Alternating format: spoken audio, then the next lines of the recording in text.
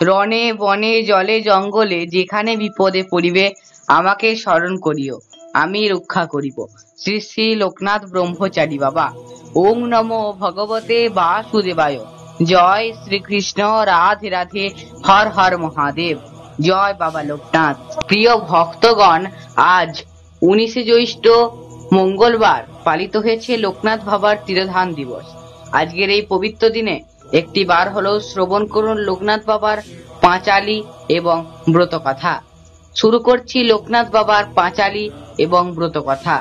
অবশ্যই শুরু থেকে শেষ পর্যন্ত শ্রবণ করুন, সর্বকষ্ট দূর হবে এবং বাবা সকল বিপদ থেকে রক্ষা করবেন। জয় বাবা লোকনাথ, জয় মহাদেব। ত্রিকালযোগ্য মহাযোগী লোকনাথের জয়, পাপী তাপী উদ্ধারিতে হলেন উদয়। এসো এসো পাপী তাপী আর ভক্তজন, লোকনাথ বাবার কথা করহ শ্রবণ। আবির্ভূত হন বাবা কচুয়া গ্রামেতে, জন্মিল লোকনাথ ঘোষাল ঘরেতে। পিতারাম কানাই ঘোষাল কমলা দেবী মাতা, ধর্মপরায়ণ তিনি সতী প্রতিব্রতা। 11 বর্ষ যবে লোকনাথ হলো, ভগবান গাঙ্গুলি তাকে সন্ন্যাস দিল। গৃহত্যাগ করিয়ার ত্যাজি পরিজন, গ্রাম্য পথ ধরি তারা করেন গমন। নদ নদী বন কত পার হয়ে চলেন, অবশেষে গুরু সঙ্গে কালীঘাটে এলেন।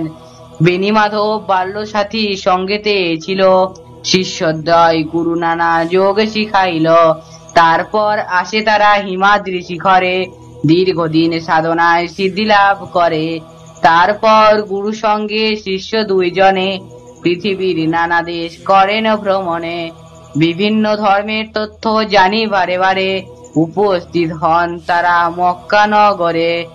কাবুলে আসিয়া মোল্লা সাদির ভবনে, কোরআন শরীফ পাঠ করেন জটনে।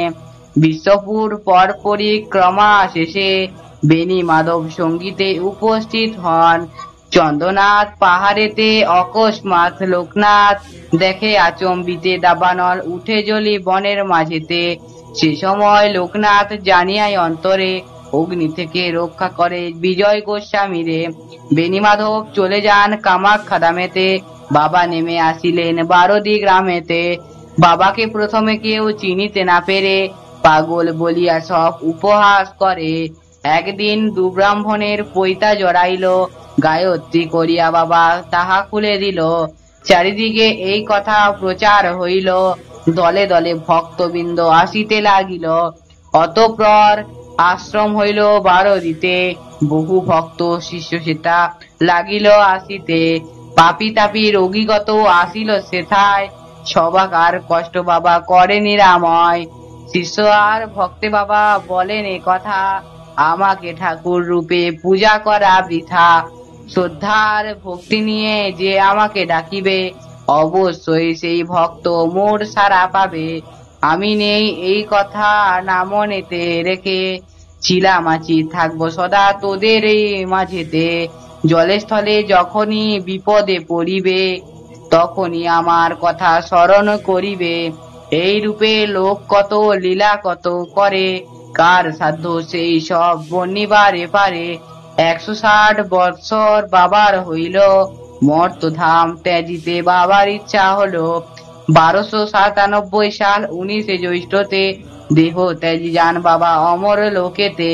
যার ঘরে বাবার চিত্ত রাখিবে যতনে, অন্য কষ্ট থাকিবে না তাহার ভবনে। রোগ শোক দুঃখ কষ্ট সব দূরে যাবে, পুত্র পৌত্র সবে আনন্দে থাকিবে। বাবার পাঁচালী যেবা পরে কিংবা শোনে, পুণ্যবান সেই জন সদা রেখো মনে। কোনো মন্ত্র কোনো দীক্ষা নাই তার নামে, নার নামে মহামন্ত্র এই মত্ত ধামে। যত বেশি তার নাম উচ্চারিত হবে, মানব কল্যাণ তত অধিক হইবে। জয় জয় লোকনাথ জগতের পতি, অধমের থাকে যেন তব পদে মতি। দ্বৈতভা করিলে বর্জন তোমার নামেতে, মুক্ত হয় জীবগণ তিলকের গুরু রূপে প্রকাশ ধরায়। প্রণমিমি হে লোকনাথ তোমার রাঙা পায়। অথ লোকনাথ ব্রহ্মচারী বাবার পাঁচালী সমাপ্ত। জয় জয় লোকনাথ জগতের পতি, তব পদে অধমের থাকে যেন মতি। জয় বাবা লোকনাথ, জয় মা লোকনাথ, জয় গুরু লোকনাথ, জয় শিব লোকনাথ, জয় ব্রহ্ম লোকনাথ। বাবার এই পাঁচালি ছড়িয়ে দিন সকল ভক্তদের মাঝে। আশীর্বাদ বর্ষিত হোক আপনাদের উপর। জয় শ্রীকৃষ্ণ, রাধে রাধে। সকলে ভালো থাকবেন, সুস্থ থাকবেন। জয় বাবা লোকনাথ।